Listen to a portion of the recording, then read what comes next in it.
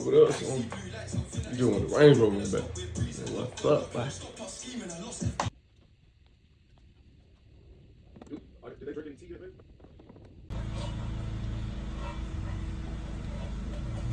Center. Travel advisory continues in Dorville. Crash 285 eastbound, the inner loop, Buford Highway exit 32. It knocks out 4 left lane. Wheeler there, take 400 south to 85 north as an alternate. Now new crash tomorrow. Left lane blocked on the jam cam, 75 south below Mount Zion Boulevard.